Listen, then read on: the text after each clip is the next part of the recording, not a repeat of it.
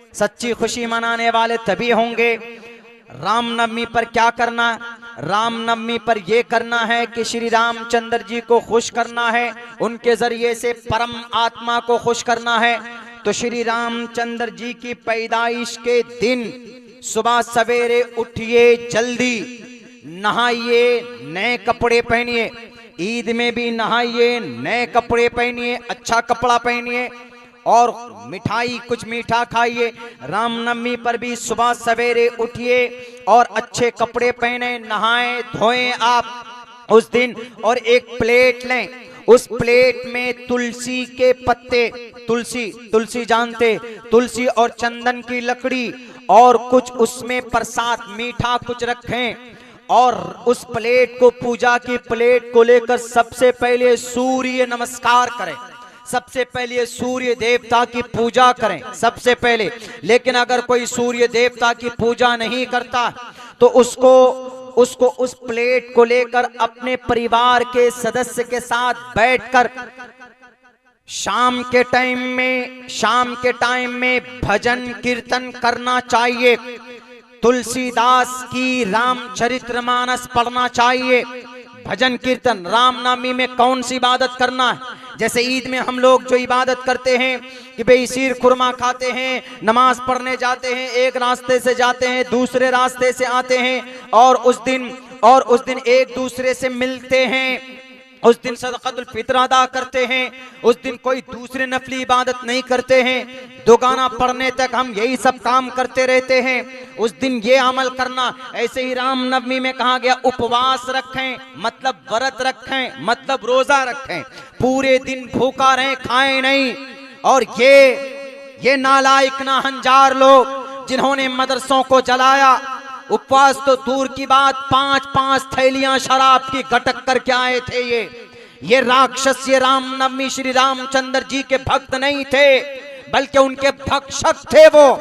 इसलिए कि उस दिन कहा गया कि पूजा करो, उस दिन कहा गया कि नहाओ, उस दिन कहा गया कि अपनी थाली, पूजा की थाली को लेकर उस दिन बैठकर उपवास करो, भजन कीर्तन करो। उस दिन अगर कुछ नहीं आता है, रामचरितमानस नहीं आता है, तो 40 लाइन के हनुमान चालीसा ही पढ़ते। जय हनुमान ज्ञान गुण सागर, जय कपीसते हो लोक उजागर, रामदूत अतुलित बलदामा, अंजनी पुत्र पवन सुत नामा। ये भी याद नहीं था शराबियों, तो तुम पढ़ते ब्रह्मा सूत्र को, ओम पूर्णमिदं पूर्णात् पूर्णमुदच्यते। ये भी याद नहीं था तो पढ़ते तुम उस दिन गायत्री मंत्र पढ़ते, ओम भूर्भुवः स्वः तत्सवितुर्वरेण्यं भर्गो दिवस्य धीमहि धियो यो नः प्रचोदयात्। वो भी याद नहीं होता है तो ओम सहनावतु सहनो भुनक्तु सवीर्यम कर्मामहे, ये सब मंत्र श्लोक पढ़ते तो आपका श्री रामचंद्र जी खुश होता। वरना राम पूछेगा, अरे रामनवमी के मौके पर मैं पूजा से खुश होता हूँ, मैं उपवास से खुश होता हूँ, लेकिन तुम किस राजाओं के और किस नेताओं के बहकावे पर आ गए? शराब की थैलियों में अपने ईमान को बेच दिया, शराब पीकर नशे के हालत में धुत होकर, हाथ में तलवार लेकर, सर पर गैर भगवा रंग के कपड़े पहनकर मदरसे के मीनार पर खड़े होकर भगवा झंडा लहराया। तिरंगा लहराते तो शान बढ़ता, हम खुद सपोर्ट करते, हमें कोई एतराज नहीं था, लेकिन भगवा झंडा लहराया। वो भगवा झंडा, जिस भगवे झंडे ने इस देश के दुश्मन अंग्रेजों का समर्थन किया था, अंग्रेजों की गुलामी की थी। इस देश में अगर कोई झंडा लहरेगा तो वह तिरंगा लहरेगा, और कोई दूसरा झंडा इस देश की आन बान शान को नहीं बढ़ा सकता। पूछेगा तुमसे, नेताओं के गुलाम श्री रामचंद्र जी उस दिन पूजा करते, उस दिन हवन करते, उस दिन उपवास रखते और उस दिन भजन कीर्तन करते तो हम खुश होते। बताओ कौन सी किताब में है कि उस दिन जुलूस निकालकर मदरसों को जला देना? 1400 साल पुराना, 114 साल पुराना मदरसा जलाया गया। क्या गलती थी उन मदरसे के अफराद की, उन बच्चों के घोंसलों को जला दिया जो दुआएं करते हैं इस मुल्क के लिए, इस देश के लिए, अपने कौम और मिल्लत के लिए। पता क्या बोलते? उस दिन की खुशी, आपके घर में अगर कोई हादसा ना हो, भले ही पहले से कोई दिक्कत परेशानी है घर में, फिर भी इंसान भूल जाता है उस दिन की खुशी में। हंसकर मिलता है, फोन आता है ईद मुबारक, सामने कोई दोस्त मिला बरसों बाद ईद मुबारक, हाथ मिलाते, गले भी मिल लेते। क्यों? काफी अरसे बाद मुलाकात हुई है, ईद मुबारक। उत्तर प्रदेश में तो ऐसा निजाम है, वहां ऐसा रिवाज है कि एक दूसरे के घर पे बिना पूछे चले जाते हैं उस दिन, यानी वहां इंतजाम करते हैं। बैठक है, बैठक में कुछ मीठा रख दिया, कुछ नमकीन वगैरह रख देते हैं, कटोरी वगैरह रख देते हैं। आएंगे जो मर्द हजरात है वो बैठते हैं, आएंगे, आ जाओ भाई तुम भी खा लो, तुम भी खा लो, बस एक एक दो दो चमची खीर लेते हैं, उसके बाद जाते हैं, एक दूसरे के घर पे जाते हैं। इतनी खुशी होती, इसको बोलते हैं ईद की त्योहार, ईद मनाना, त्योहार मनाना। हमारा मकसद क्या होता है? ईद के त्योहार में हमारा मकसद होता है कि नबी राजी हो, अल्लाह तबारक व तआला राजी हो, हमारे नबी खुश हो। और अल्हम्दुलिल्लाह अल्लाह का फजल है, आज पूरे 2 अरब मुसलमान पूरी दुनिया के अंदर ईद मनाता है, त्योहार मनाता है। त्योहार मनाने का मतलब ये नहीं है कि किसी की दुकान को लूट लो या अनाप शनाप नारे लगाकर किसी मस्जिद को, किसी मदरसे को, 114 साल पुराना मदरसा जलाया गया त्योहार के नाम पर। बिहार शरीफ में, नालंदा बिहार शरीफ के अंदर अभी रामनवमी के नाम पर पूछा गया वर्करों से कि तुमने क्यों जलाया? रामनवमी है, राम राज्य आने वाला है, जय श्री राम का नारा लगाकर उन्होंने मदरसों को जलाया और कहते हैं कि नहीं ये हमारा त्योहार का तरीका है, त्योहार इसको नहीं बोलते जनाब। तुम जाहिल हो, अनपढ़ हो, गवार हो, तुम नहीं जानते त्योहार मनाने का मतलब क्या होता है। जैसे मुसलमान त्योहार नबी की सुन्नत के मुताबिक मनाते हैं, सिर्फ इसलिए कि नबी का तरीका है, बल्कि आप अलैहिस्सलातु वस्सलाम ने खुशी मनाने में यूं कहा, ए लोगों खुशी मनाओ, लेकिन अपने अकेले खुशी मत मनाओ, बल्कि गरीबों का ख्याल रखो। ईदगाह जाने से पहले रमजान के पवित्र महीने में सदक़तुल फित्र भी अदा कर दिया करो। जो साहिब निसाब है, जिनके पास दौलत है, जिनको अल्लाह ने दौलत दी है, यूं कहा कि सदक़तुल फित्र अदा करो। एक आदमी की तरफ से घर में अगर 10 अफराद हैं तो 10 लोगों की तरफ से सदक़तुल फित्र अदा करना जरूरी है। क्यों? ताकि पड़ोस में अगर कोई गरीब है, उसके पास पैसे नहीं हैं, तो उनको भी कम से कम उनकी रियायत की जाए, वो भी इन पैसों से अपनी खुशियां खरीद सके। दुनिया वालों इस इल्जाम लगाने से नहीं होगा। आकर देखो हमारे नबी सिर्फ हम बोलते नहीं करते थे। आप अलैहिस्सलाम ईद की नमाज पढ़ने के लिए जाते, रास्ते में एक बच्चा रोता हुआ मिलता है और बच्चे खुशी मनाते। आप अलैहिस्सलाम ने उस बच्चे से कहा कि बेटे क्यों रोते हो? उस बच्चे ने कहा कि हमारे अब्बा किसी जंग में गए, शहीद हो गए थे। अब मेरे पास मेरी माँ थी, लेकिन उन्होंने दूसरी शादी कर ली। मेरे सौतेले बाप ने मुझे कबूल करने से इनकार कर दिया। मेरा कोई नहीं, मेरा कोई रिश्तेदार बाकी नहीं है इस जमीन पर। मैं किस लिए खुशी मनाऊं और किन के साथ में खुशी मनाऊं? अल्लाह के नबी, मैं रोऊं नहीं तो क्या करूं? आप अलैहिस्सलाम सफर रोकते, उस बच्चे का हाथ पकड़कर अपने घर पर लाते। अम्मा आयशा से कहते हैं कि इसको नहलाओ, धुलाओ, कपड़े पहनाओ, और मोहम्मद रसूलुल्लाह उस बच्चे को तसल्ली देते हुए कहते, ए बेटे तुम बताओ, तुम्हारे बाप नहीं है, अगर मोहम्मद तुम्हारी बाप के जगह बाप बन जाए, क्या तुम खुश नहीं हो? क्या फातिमा तुम्हारी बहन के जगह, तुम्हारी बहन के जगह फातिमा तुम्हारी बहन हो, तुम्हारी माँ की जगह आयशा तुम्हारी माँ हो, तुम्हारे भाइयों की जगह हसन और हुसैन अगर तुम्हारा भाई हो, तो क्या तुमको खुशी नहीं होगी? वो बच्चा खुश होता है और आप अलैहिस्सलाम उसको गले से लगाते हैं। दुनिया वालों, ये है खुशी। हमारे नबी ने गरीबों का ख्याल रखा कि इस त्योहार में दूसरों को खुश करें। तुम जैसे शराबी हाथ में तलवार लेकर त्योहार में खुशी मनाने के लिए किसी मदरसे को नहीं जलाया, किसी मस्जिद की मिंबर पर खड़े होकर भगवे रंग का झंडा नहीं फहराया, उसको खुशी नहीं बोलते हैं, बल्कि उसको चापलूसी और दलाली बोलते। एक झुंड आता है, एक भीड़ आती है और त्योहार के नाम पर जनाब 114 साल पुराना मदरसा था, मदरसा अजीजिया बिहार शरीफ नालंदा के अंदर। पूछो इन निकम्मों से, कुर्सी इख्तिदार पर बैठकर इनसे कहा गया कि उनके ऊपर केस कीजिए, उनके ऊपर कानूनी कार्रवाई कीजिए, तो कुछ भी नहीं होता। क्या रामनवमी के नाम पर इसकी इजाजत है? नहीं है।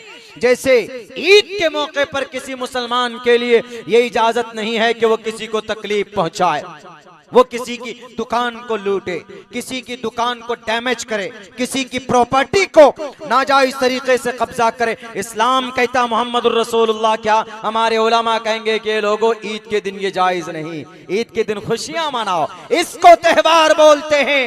गरीबों की रियायत रखना, इसको खुशी मनाना बोलते हैं।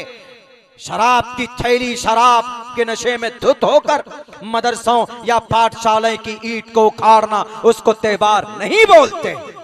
बल्कि श्री रामचंद्र जी मर्यादा पुरुषोत्तम, तो पता इनकी हिस्ट्री क्या है वो लोग नहीं जाने, अलग बात है। कुछ लोग, कुछ शराबी हैं, कुछ फसादी, कुछ लुटेरे हैं।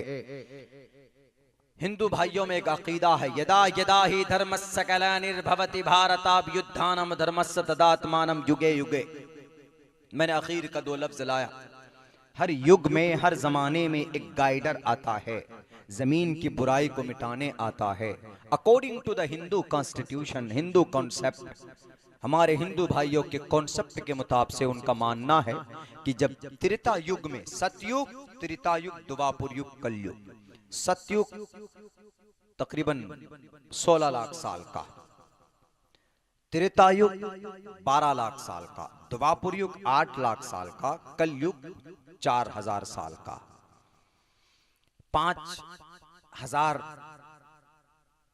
5000 नहीं बल्कि यूं कहिए कि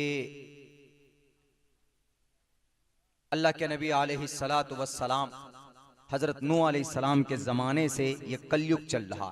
तो सतयुग, त्रेतायुग में श्री रामचंद्र जी पैदा हुए, और जिस दिन श्री रामचंद्र जी पैदा हुए उसी दिन को रामनवमी मनाते। लेकिन कैसे पैदा हुए, कितनी दिक्कत परेशानी में पैदा हुए, वो मैं थोड़ी सी तारीख बताता हूँ।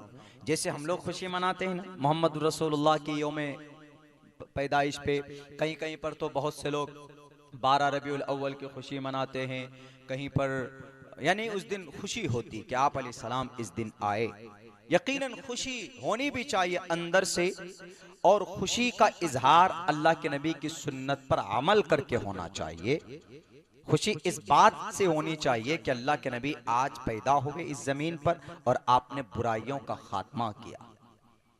अष्टो गुणः पुरुषम दीपयन्ति प्रज्ञा च कोलम च दम श्रुतंच प्राकर्मश्य बहु भाषिता च दानम यथा शक्ति कृतज्ञता च कहा गया। पूरी दुनिया को रोशन करने वाले 8 शक्तियों वाले जो बुराइयां थी आपने खात्मा किया। हमें खुशी होती कि अरे रबीउल अव्वल की 12 तारीख को, इख्तिलाफ है, कोई 9 बोलते हैं, कोई 12 बोलते हैं, कोई 10 बोलते हैं, बहरकैफ, लेकिन अल्लाह के नबी की पैदाइश पर खुशी। तो खुशी का ये मतलब तो नहीं है, मुसलमानों में भी बहुत से लोग जुलूस निकालते हैं कहीं कहीं पे, तो क्या जुलूस निकालने, अल्लाह के नबी की पैदाइश में जुलूस निकाल कर किसी को नुकसान पहुंचाना जायज है? नहीं है,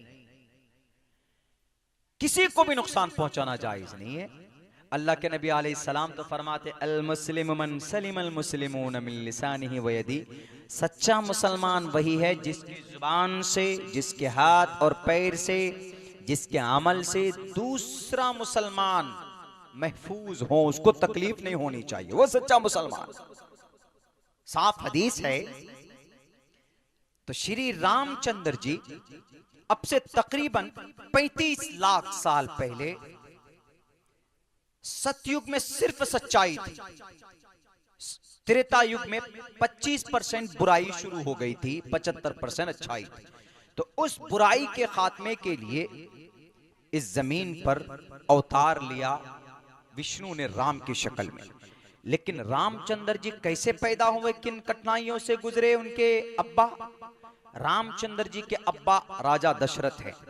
राजा दशरथ के घर में कोई औलाद नहीं थी, तो उन्होंने क्या किया, मुसलमान भी क्या करते हैं, घर में औलाद नहीं होती, एक बीवी है, शादी की, बच्चे नहीं हो रहे तो दूसरी शादी कर लेते, उनसे भी नहीं होती तो तीसरी कर लेते, 3 से आगे तो नहीं जाते। इंडिया में तो नहीं जाते, और पड़ोसी मुल्क है और दूसरे जगहों मुस्लिम कंट्रीज जिनको बोलते हैं वहां पर तो खैर 4-4 शादियां कर लेते बेरे के। तो श्री रामचंद्र जी के अब्बा मोहतरम राजा दशरथ जो थे, उनकी 3 बीवी थी, बड़ी, कौशल्या, सुमित्रा, कैकेयी। तो इनके घर में कोई संतान नहीं। रामचरितमानस पढ़ेंगे वहां पर भी तीनों बीवी का जिक्र है, वाल्मीकि रामायण पढ़ेंगे वहां पर भी तीनों बीवी का जिक्र है। तो कोई संतान ही नहीं, कोई औलाद नहीं थी। जाहिर सी बात है कि राजा है, घर पे औलाद नहीं है, बच्चे नहीं है। जिस घर में बच्चा ना हो उस घर में कहते हैं ना कि वो घर सोना सोना लगता है।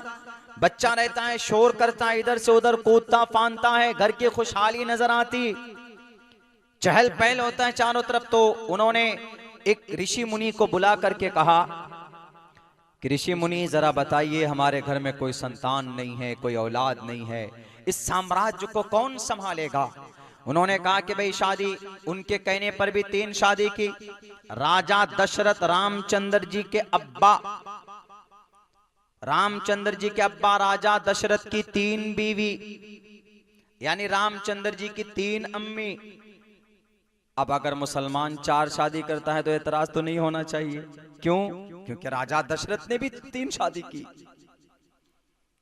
तो इसलिए कुछ लोग एतराज करते, बैरक अब उनको एतराज नहीं करना चाहिए, बल्कि उनको हिस्ट्री देखनी चाहिए।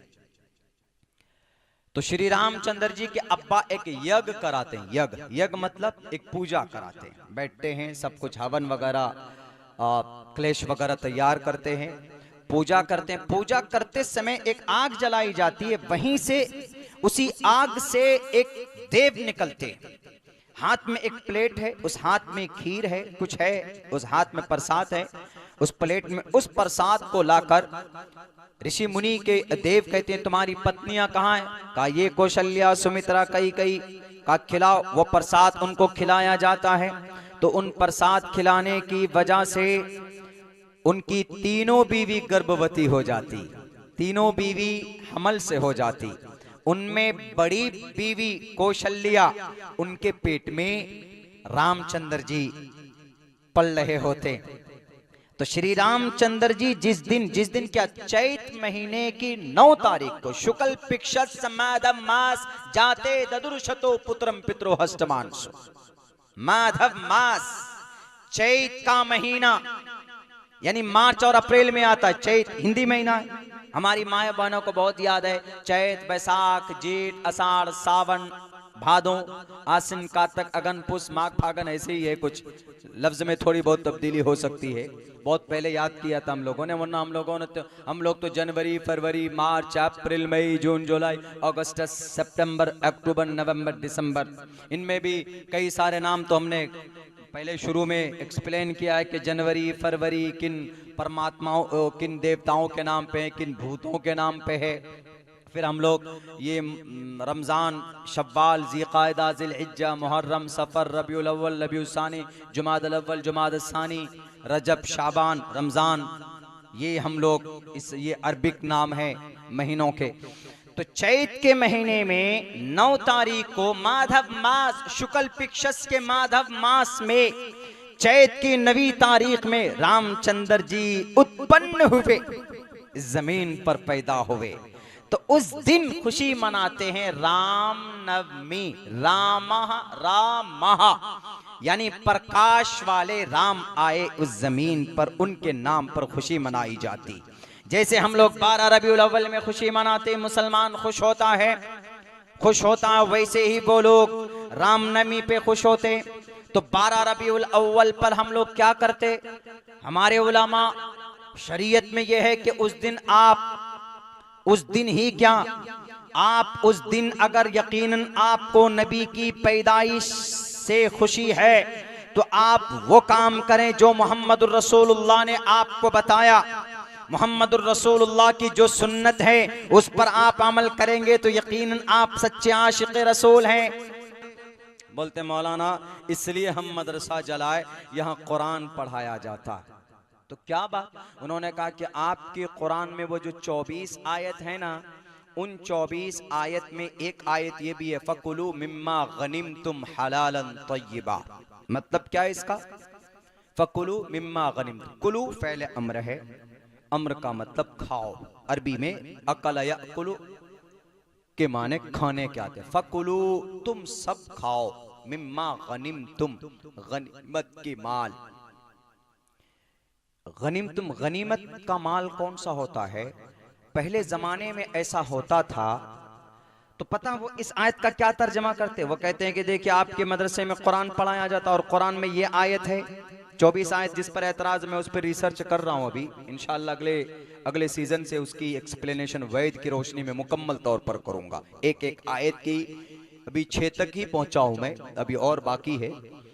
तो ये उनमें से एक आयत फकुलू मिम्मा गनिमतुम है। वो क्या बोलते हैं कि उन 24 आयत में ये एक आयत है ना, और ये आयत कुरान में है, और कुरान मदरसे में पढ़ाया जाता है, इसीलिए हमने मदरसे को जलाया ताकि ये जो आयत है, ये जो गैर मुस्लिम के खिलाफ, हिंदू के खिलाफ जो 24 आयत है ना, ये किताब ना पढ़ाई जाए या आयतें ना पढ़ाई जाए।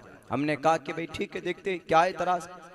पता एक वीएचपी का लीडर बोलता है, देखिए मुसलमानों के किताब में खुद लिखा है कि लूटो और खाओ। तर्जमा किसका करता है? फकुलू मिम्मा गनिमतुम, लूटो और खाओ। कुलू मतलब खाओ, गनिमतुम का मतलब लूटो। बिल्कुल गलत तर्जमा। इसका सही माना क्या है?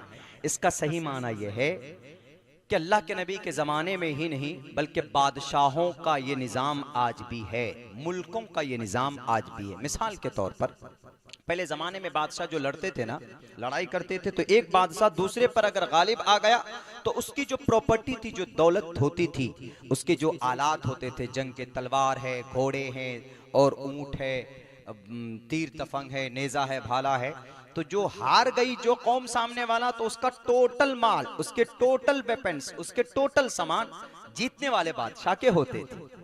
तो इसलिए यूं कहते थे कि फकुलू मिम्मा गनिमतुम, वो जो तुमने हासिल किया मैदान में लड़कर, वो तुम्हारा है, खाओ उनमें से। आज भी है। मिसाल के तौर पर भारत अगर चाइना पर कब्जा कर लेता है, चाइना के आधे चाइना पर कब्जा कर लेता है, तो क्या चाइना में जो घर है, वहां पर जो प्रॉपर्टी है, तो क्या इंडिया वाला इस्तेमाल नहीं करेगा? बिल्कुल करेगा, क्योंकि हमने कब्जा किया, हमने जीत हासिल की, तुम हमारा, तुम्हारा माल हमारा हो गया। ऐसा होता है, जो जीता वही सिकंदर, दुनिया जानती निजाम है। तो इस आयत का यही मतलब है, लेकिन उन्होंने क्या तर्जमा किया? फकुलू मिम्मा गनिमतुम, लूटो और खाओ। वीएचपी के कुछ लीडरों ने यही तर्जमा किया, हालांकि कुरान करीम की इस आयत का मतलब भी अथर्ववेद में मौजूद है। अथर्ववेद में क्या कहा? अथर्ववेद में कहा रुद्रवो गिरीवा अश्रैत पिशाच। तहकीक नहीं पेश कर रहा, रुद्रवो गिरीवा अश्रैत पिशाच। एक बात तो कान खोलकर ये सुन लो दुनिया के इंसानों, चाहे अश्रैत हो चाहे पिशाच हो, यानी चाहे बुरा इंसान हो चाहे अच्छा इंसान हो, उसका हर अमल ईश्वर के किताबों में लिखा जाता है। रुद्रवो गिरीवा अश्रैत पिशाच, अश्रैत मतलब नेक इंसान, लिखा जाता है। अब आगे क्या बयान करता? अब आगे कहता साफ लफ्जों में, तुवम तूर्य तरुष्यतः, तुवम तूर्य तरुष्यतः अथर्ववेद का मंत्र है। ऋग्वेद, यजुर्वेद, सामवेद, अथर्ववेद, चौथे वेद का मंत्र है। इसमें कहा गया तुवम तूर्य तरुष्यतः, दुश्मन को मैदान में लड़ते हुए देखो तो उनका गला काट दो। दुश्मन को मैदान में लड़ते हुए देखो तो आप क्या कहेंगे कि आओ, वेलकम मोस्ट, घर पे आ जाओ, पता चला आएगा आपके सीने में गोली तान देगा। लेकिन क्या मैदान में दुश्मन से कभी दोस्ती नहीं होती है, बल्कि उनके सामने तो सिर्फ तलवारबाजी होती। क्या कहा? अथर्ववेद का मंत्र है। उनको एतराज कहां दिख रहा? कुरान में, वेद नहीं दिख रहा है। इसमें कहा तुवम तूर्य तरुष्यतः, इस जमीन पर अगर तुम लड़ना चाहते हो तो लड़ो, लेकिन जब तुम्हारा दुश्मन सामने हो तो उसकी गर्दन उड़ा दो। और सुनो, आगे भी मंत्र है, मुझे याद नहीं है। तुवम तूर्य तरुष्यतः टू द एंड, आखिर तक। और यूं कहा कि उसकी जो सामग्री है, उसके जो माल है, उनको मिल बांट कर खा लो। बिल्कुल सेम वही मतलब है जो कुरान का फकुलू मिम्मा गनिमतुम, खाओ जो माल तुमको प्राप्त हुआ मैदान में। अथर्ववेद में साफ लफ्जों में है, तुवम तूर्य तरुष्यतः एवं ब्रह्मा द्विशो जही। अगर तुमने इस संदेश का पालन नहीं किया, जो आदमी ईश्वर के संदेश का पालन ना करे तो उसके हाथ काट दो, उसको जान से मार दो। एवं ब्रह्मा द्विशो, ब्रह्मा से जो दुश्मनी करे, ईश्वर से जो दुश्मनी करे, जही उसका कत्ल कर दो। जही का मतलब संस्कृत में कत्ल करना, मारना होता है। अगर हम भी एतराज करना चाहें तो तुम्हारी किताब को पढ़ पढ़ कर शराबियों, नशेड़ियों, चापलूसी और गुलामी करने वालों हम भी कर सकते, लेकिन नहीं, हम नहीं करते। क्यों? हमको क्या जरूरत है? लेकिन आपने हमारे कुरान करीम की आयत का गलत तर्जमा किया, गलत तर्जमा करके लोगों को बताया और यूं कहा कि नहीं, इस्लाम के अंदर ये है, कुरान में है, इसीलिए हमने उस मदरसे को जलाया। देखा आपके इस मदरसे में देखिए कुरान है, कई सारे कुरान हैं। अब कोई गैर मोमिन आकर कहेगा गैर मुस्लिम कि आपके मदरसे में कुरान क्यों है, इसमें लूट की आयत लिखी हुई है, इसलिए हम आपके मदरसे को जलाएंगे, तो गलत। क्यों? आपको कुरान की जिस आयत पर समझ नहीं है, जिस आयत को आप नहीं समझ पाते, तो आपकी जिम्मेदारी है कि आप अब्दुल्ला सालिम के पास पहुंचें। आपकी जिम्मेदारी है आप मौलाना के पास पहुंचें कुरान लेकर के। मौलाना, आपके कुरान में यह आयत है जिसके अंदर लूट की बात कही गई है। तब मौलाना बताएगा कि अरे लूट तो दूर की बात है, इस्लाम में तो किसी को जुबान से तकलीफ देने, एक बालिश्त जमीन भी नाजायज कब्जा करने की परमिशन नहीं है। अल्लाह के नबी की हदीस पढ़कर बताएगा वो मौलाना व आलिम दीन कि तुम लूट की बात करते हो। कुरान करीम की इस आयत से लूट साबित नहीं होता जनाब, बल्कि इस्लाम के अंदर तो अल्लाह के नबी फरमाते हैं, अगर इस जमीन पर किसी बेसींग वाली बकरी को सींग वाली बकरी ने भी मारा है तो कल कयामत में अल्लाह तबारक व तआला के सामने सींग वाली बकरी ने जो जुल्म किया, बेसींग वाली बकरी को इंसाफ दिलाया जाएगा। उस सींग वाली बकरी ने जो जुल्म किया, जानवरों तक इंसाफ होगा। यही नहीं, अगर इस जमीन पर किसी मुसलमान ने अपनी जुबान से किसी को तकलीफ दी है, किसी को गाली बका है, या किसी का नाजायज खून बहाया है, या किसी को तकलीफ दी है, या किसी की बेईमानी की है, किसी की दुकान के अंदर नाजायज तरीके पर कब्जा कर लिया, किसी की जमीन पर, एक बालिश्त जमीन पर भी नाजायज तरीके पर अगर कब्जा कर लिया है, तो मेरे भाइयों बताइए वो अल्लाह तबारक व तआला माफ करेगा? नहीं करेगा। अल्लाह कहेगा कि तुम दुनिया के अंदर ताकतवर थे, तुम सीएम थे, तुम पीएम थे, लूटते थे लोगों को, आओ मैदान में, एक एक का इंसाफ होगा। वहां पर जनाब अल्लाह तबारक व तआला कहेगा दुनिया में तुम्हारा डंडा चलता था, दुनिया में पुलिस वाले तुम्हारे इशारों पर काम करते थे, आओ तुम आज बताता हूं, तुम तो ये समझते थे कि रिश्वत की थैलियां देकर हाई कोर्ट और सुप्रीम कोर्ट के जजों को, उनके जस्टिस को और उनके जजमेंट को खरीद लिया तो हम कामयाब हो गए। नहीं, आज सुप्रीम कोर्ट का भी जस्टिस मैं और हाई कोर्ट का भी जस्टिस मैं हूं, चीफ ऑफ जस्टिस मैं हूं इस कायनात का। लिमनिल मुल्कुल यौम लिल्लाहिल वाहिदिल क़हार। वहां अल्लाह के नबी अलैहिस्सलातु वस्सलाम की हदीस में बताया गया, अल्लाह तबारक व तआला कहेगा तुम बड़े नेकी लेकर आए हो, आओ मैदान में इधर खड़े हो जाओ। आदमी बड़ी नेकियां लेकर पहुंचेगा। अल्लाह के नबी अलैहिस्सलाम फरमाते रोजा, हज, नमाज, ज़कात, बहुत सारी नेकियां लेकर पहुंचेगा। गुमान में होगा कि मैं तो जन्नत जाने वाला हूं, लेकिन मेरे भाइयों अल्लाह तबारक व तआला सामने खड़ा कर देंगे उसको। अल्लाह तबारक व तआला कहेगा क्या हो जनाब, तुमने तो नमाज बड़ी पाबंदी से अदा की, ज़कात भी तुमने दी, रोजे भी रखे, लेकिन तुम्हारी कुछ कंप्लेंट है। क्या कंप्लेंट है अल्लाह? तुमने किसी को गाली दी थी अपने मोहल्ले में, जी हाँ गाली दी थी, माफ किया उसने, नहीं किया, खड़े हो जाओ, तुम अपनी नेकियां उठा कर दो। देखिए लूटना तो दूर की बात है, अगर जुबान से बुरी बात कही है हमने दुनिया में, और हुकूकुल इबाद है ये। हम लोग बहुत आसान समझते, किसी का 5-10 रुपए ले लिया, जाओ जी नहीं देंगे, बेईमान निकल लिया, मैंने तुमको तो दे दिया था ना पैसा, 5 महीना पहले पता चला पैसा दिया ही नहीं था, बेईमानी अय्यारी करके बच गए, तो सोचा कि हाँ बच गए, कामयाब हो गए। नहीं, यहां आपने नहीं दिया तो अल्लाह तबारक व तआला पता क्या कहेंगे, अल्लाह कहेगा चलो तुमने नमाज कम पढ़ी है, मैं माफ कर दूंगा, कोई नमाज मेरा हक है। ज़कात नहीं दिए तुमने, कमी की तुमने, कोई बात नहीं। जवानी कहाँ बिताई तुमने, जी किसी की भाई किसी की जान फिल्में देखने में गुजार दी हमने, ईद के मुबारक दिन को खान पठान फिल्म देखने में हमने गुजार दिया, कोई बात नहीं, चलो ठीक है, डंडा तो लगेगा लेकिन मैं तुमको माफ कर सकता हूँ, अल्लाह चाहे तो माफ कर सकता है, चाहे तो, लेकिन नहीं, मारकर पहले बंदर की तरह लाल करेगा जवानों, कल कयामत में तभी होगी। लेकिन ये अल्लाह का हक है, नमाज नहीं पढ़ेंगे, मुमकिन है अल्लाह माफ कर सकता है, जरूरी नहीं कि माफ कर ही दे, सजा भी दे सकता है।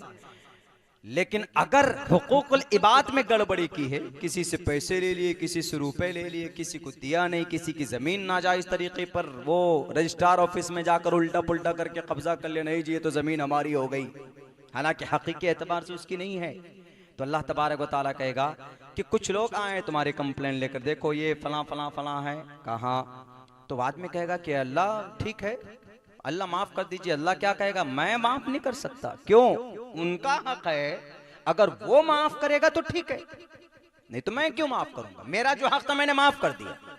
नमाज नहीं पढ़ी, रोजे नहीं रखे, ज़कात नहीं दी तुमने, कोई बात नहीं, मुझसे तुमने रोकर गिड़गिड़ा कर दुआ की, आंख से आंसू आया, मैंने माफ कर दिया। लेकिन दूसरा शख्स देखो, वो तो अपना हक लेने आया ना, और आज मैं कौन, मैं चीफ जस्टिस हूं, मैं रंजन गोगोई नहीं हूं कि राज्यसभा की सीट पे बिक जाऊंगा, नहीं, मैं चीफ जस्टिस, लिमनिल मुल्कुल यौम लिल्लाहिल वाहिदिल क़हार फल्यौम ला तुज़लमु नफ्सुन शैआ, उस दिन किसी पर जुल्म ज़्यादती नहीं होगी जर्रा बराबर, एक एक राय के दाने के बराबर भी ऊंच नीच नहीं हो सकती, उस दिन हिसाब होगा, इन जालिमों का भी हिसाब होगा जो मासूमाओं का खून बहाते हैं आज कुर्सी इक़्तिदार पर बैठकर। मेरे भाइयों, तो क्या होगा वहां पर, तो वो आदमी नेकियां लेकर आएगा, दावेदार बाकी होंगे, अल्लाह कहेगा नहीं भाई मैं माफ नहीं कर सकता, एक एक नेकियां उठाकर दी जाने लगेंगी, एक एक नेकियां, टोटल नेकियां खत्म, नेकियां लेकर आया था लेकिन बड़ी गड़बड़ी की थी दुनिया के अंदर, एक एक नेकियां उठाकर दी जाने लगेंगी, टोटल नेकियां इसकी खत्म हो जाएगी, दावेदार अभी और बाकी होंगे कि अल्लाह मेरा भी है इसके पास, ये अल्लाह बड़ा पैसा वाला था, गांव में तो डरा कर रखता था, बोलने नहीं देता था, डरते थे हम लोग, जुल्म करता था, तशद्दुद करता था।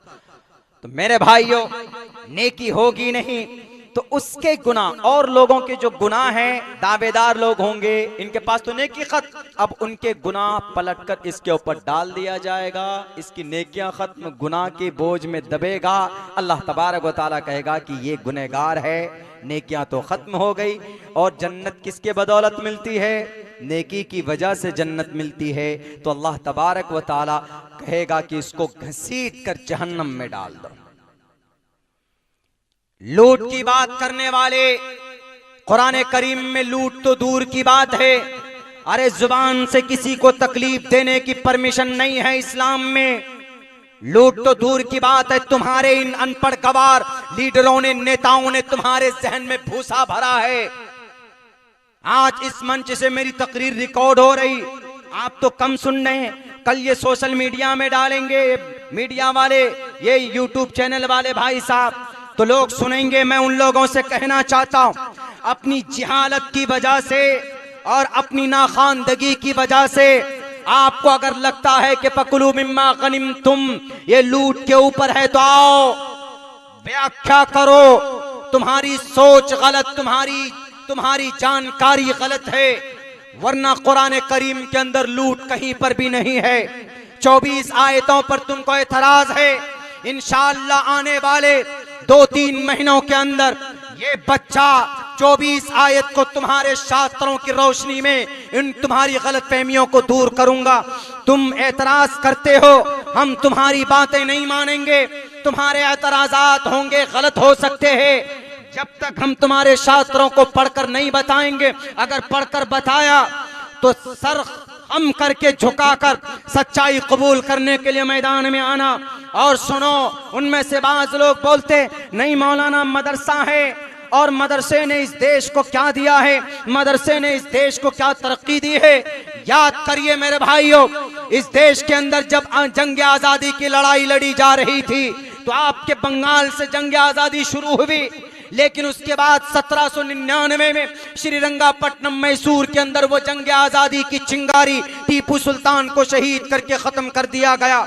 उसके बाद फिर अंग्रेज तो कब्जा कर गए पूरे भारत में। कौन था जो मैदान में आया अंग्रेज से मुकाबले के लिए, अंग्रेज से लड़ने के लिए? उस वक्त कोई मैदान में कोई मर्द मुजाहिद अगर आया है तो ये जय श्री राम का नारा लगाने वाले ये कुछ नौजवान, 18 और 20 साल के हमारे नौजवान जो भटक गए हैं, जो रामचंद्र जी मर्यादा पुरुषोत्तम के राम के नाम को बेचकर खा रहे हैं। मेरे भाइयों, ये लोग नहीं थे, बल्कि उस वक्त अगर मैदान में 1831 में अगर जंग की शुरुआत फिर किसी ने की है तो सैयद मौलाना सैयद अहमद शहीद बरेलवी रहमतुल्लाहि अलैह ने की, जो मदरसे के गुस्ताख थे। मदरसा ना होता, शाह वलीउल्लाह ना होते, शाह वलीउल्लाह ना होते तो शाह अब्दुल अजीज ना होते। कौन है शाह अब्दुल अजीज? जिन्होंने अंग्रेज को इस देश से मिटाने के लिए, खत्म करने के लिए जिहाद का फतवा दिया था, वो शाह अब्दुल अजीज। शाह अब्दुल अजीज ना होते, हाजी इमदादुल्लाह ना होते, हाजी इमदादुल्लाह ना होते, मौलाना कासिम मौलाना अब्दुल रशीद गंगोही नहीं होते, मौलाना अब्दुल रशीद मौलाना कासिम ना होते तो शेखुल हिंद ना होते। दारुल देवबंद की बुनियाद 1866 के अंदर 6 मई को नहीं डाली जाती। दारुल देवबंद ना होता तो शेखुल हिंद पैदा ना होते, शेखुल हिंद ना होता तो तहरीक रेशमी रूमाल नहीं होता, तहरीक रेशमी रूमाल ना होता तो मौलाना उबैदुल्लाह सिंधी की कुर्बानी लोगों के सामने पेश न की जाती। मौलाना उबैदुल्लाह ना होते, मौलाना शेखुल हिंद ना होते तो इस देश को अंग्रेजों के सामने, उनकी तोप के सामने डटकर खड़ा होने वाला शेखुल इस्लाम हुसैन अहमद मदनी ना होता। हुसैन अहमद मदनी ना होते तो अंग्रेज की आंखों में आंखें डालकर उनको ये कहने वाला कि तुम जालिम हो, तुम लुटेरो हो। इन मदरसों से पढ़कर निकलने वालों ने तो अंग्रेज का मुकाबला किया, इन्हीं मदरसों में रहने वाले थे। आज तुम इन मदरसों को जलाते हो, इन मदरसों को तोड़ते हो, इन मदरसों के किताबों को जलाकर भस्म करते हो। कहां चली गई जुडिशरी? बिहार के चीफ मिनिस्टर साहब मून व्रत लिए हुए बैठे हुए ईद की नमाज के दिन सभा कायम करते हैं कि हम तुम्हारे ईद में तुम्हारे साथ। यकीनन मदरसों से मोहब्बत, मुसलमानों से मोहब्बत है, ईद से मोहब्बत है। तो मालूम मदरसा अजीजिया 114 साल पुराना मदरसा जला दिया गया। पहले कंपनसेशन दो उस मदरसे को, 4000 किताबें चलाई गई, उन 4000 किताबों को खरीद कर लाकर भरपाई करो, तब मानेंगे कि आपको मदरसों से मोहब्बत है, आपको किताबों से मोहब्बत है। नहीं करते जनाब। ये मदरसा ना होता तो 1857 में जंग आजादी के लिए शामली का मैदान खून से रंगीन न होता। मेरे भाइयों, जलियांवाला बाग में 1500 लोगों को सीने में गोलियों से उनके सीने को गोलियों से छलनी कर दिया जाता है। कौन थे रहनुमाई रहबरी करने वाले? मौलाना शौकत साहब थे, जो एक मदरसे के अंदर में पढ़ाते थे। अगर ये मदरसा नहीं होता, मुख्तसर कलाम, आज इस देश के अंदर जो बैठे हैं ना गृह मंत्री जी, बड़े बोलते हैं 4% रिजर्वेशन मुसलमानों का हम नहीं देंगे। नहीं चाहिए तुम्हारी भीख। इंशाअल्लाह तंजीम कायम होगी इस देश के अंदर में। 1-1 रुपए एक मुसलमान पर डे जमा करेगा। अगर 10 करोड़ मुसलमान 1 रुपए जमा किया तो एक दिन में कितने जमा हुए? 10 करोड़ एक दिन में 1 रुपए दे सकता है ना? आप में से अगर मैं कहूंगा अभी कि भैया 1 रुपए दीजिए तो फौरन ला कर देंगे, एक क्या 5 भी दे देंगे। अगर 10 करोड़ मुसलमान एक दिन में 1 रुपए जमा करे तो कितने होंगे एक दिन में? 10 करोड़। और पूरे 30 दिन में कितने होंगे? 300 करोड़। 30 दिन में 300 करोड़, 3 अरब। और पूरे 12 महीने में कितने होंगे? 3600 करोड़ रुपए। 12 महीने 3600 करोड़। तो हम इन पैसों से क्या बना सकते? यूनिवर्सिटी बना सकते हैं ना, खुद की यूनिवर्सिटी बना सकते, खुद का मदरसा जो चल रहा है ना, उलमा इकराम को तनख्वाह दे सकते हैं, इमाम के लिए तनख्वाह दे सकते हैं, यूपीएससी की तैयारी के लिए कोचिंग सेंटर कायम कर सकते हैं, हम अपने बच्चों को बड़े लेवल पर पहुंचा सकते हैं, गरीब बच्चों की शादी करा सकते हैं, जो बच्चे गुर्बत की वजह से अपने ईमान को बदल लेती हैं, जिम्मेदार हम ही लोग हैं। तो इसलिए हमें भीख नहीं चाहिए किसी की, हम इस देश की मट्टी से मोहब्बत करते हैं, हमें नहीं चाहिए तुम ही लूटो, लुटाओ, 9,000 करोड़ दो, 10,000 करोड़ दो अपने दोस्तों को, सब कुछ लूट लो, बेच दो, नहीं चाहिए। लेकिन इस देश के अंदर अमन, सुकून, चैन के साथ लोगों को रहने दो।